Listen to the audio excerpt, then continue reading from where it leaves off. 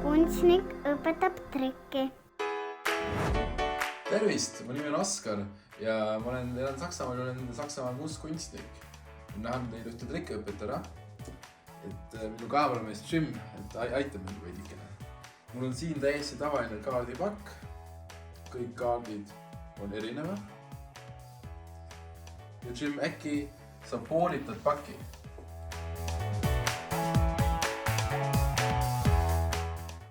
Ja paned teise osa viltu peale.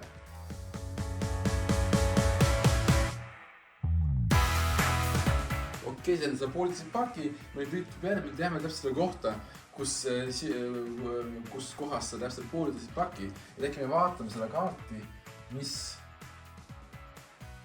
siin on.